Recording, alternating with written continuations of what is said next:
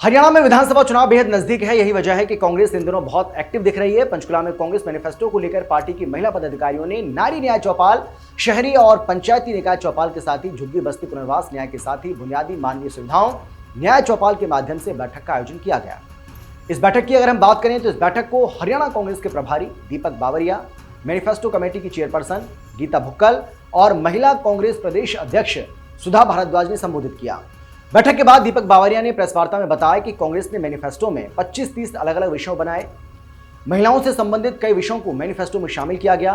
Manifesto की प्रक्रिया लोगों में कैसे ले जा सकते हैं, इसको लेकर बैठक में विचार किया गया। सभी महिलाओं से मैनिफेस्टो में शामिल करने के लिए सुझाव भी मांगे गए। उन्होंने कहा कि बीजेपी का शस्त्र जुमलेबाजी है। बीजेपी केवल वादे करती है, उनको पूरा नहीं करती है।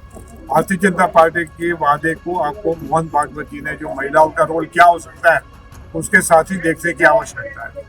और दूसरा, भारतीय जनता पार्टी के जितने भी वादे हैं उसको भी मोदी जी ने पिछले 10 साल में जितने भी वादे किए, 15 लाख से लेके बहुत अभी महंगाई की मांग और कई जो वादे किए हैं उसके जोड़ने की आवश्यकता है। भारतीय जनता पार्टी के लिए जुमलाबाजी एक उसका शस्त्र है। कहते हैं कि मोदी गारंटी, हरियाणा और मध्य प्रदेश में गारंटी दे के आए थे कि 450 रुपये में सिलेंडर देंगे। जैसे ही चुनाव खत्म हो गया, सिलेंडर खत्म। चाहे वो कालाधन वापस लाने का वादा हो या फिर महंगाई की मार को कम करने का। बीजेपी ने चुनाव के दौरान यूपी में 450 रुपए में सिलेंडर देने की बात कही थी, लेकिन चुनाव के बाद सिलेंडर के दामों पर कोई चर्चा नहीं की गई है। लेकिन कांग्रेस के लिए चुनावी वादे गीता, बाइबल और कुरान की तरह हैं।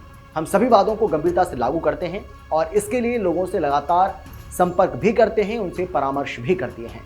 वहीं दीपक बावरिया ने कहा कि कांग्रेस आगामी विधानसभा चुनाव में पार्टी के लिए मेहनत करने वाली महिलाओं को टिकट देगी। प्रदेश में विधानसभा सीटों पर टिकट बंटवारा सर्वे, वर्करों और स्थानीय समीकरणों के आधार पर किया जाएगा। जिसकी जीतने की संभावना सबसे ज्यादा होगी, क्षमता ज्यादा होगी, उसको टिकट मिलेगा। इसी के साथ सामाजिक तौर पर वंचित, पिछड़ों और 36 बिरादरी के समीकरण को भी ध्यान में रखकर टिकटों का बंटवारा किया जाएगा। उन्होंने कहा कि बीजेपी संसद में नीट पेपर लीक पर चर्चा न करके देश के 24 लाख बच्चों का भविष्य अंधकार में ले जाने का काम कर रही है। वहीं प्रधानमंत्री मोदी इस पर एक शब्द भी नहीं बोले हैं।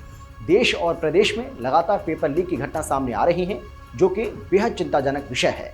इसके अलावा दीपक बावरिया ने कहा कि लोकसभा में स्पीकर 49 साल पहले की इमरजेंसी के मुद्दे पर भाषण कर सकते हैं, लेकिन 24 लाख बच्चों के भविष्य पर चर्चा नहीं कर सकते। राहुल गांधी इसके खिलाफ डटकर आवाज उठा रहे हैं। दीपक बावरिया ने कहा कि जुलाई महीने के पहले सप्ताह में हरियाणा कांग्रेस का संगठन तैयार होगा। कांग्रेस पार्टी एकजुटता से चुनाव लड़ेगी और 75 से ज्यादा सीटों पर विधानसभा में जीत भी हासिल करेगी।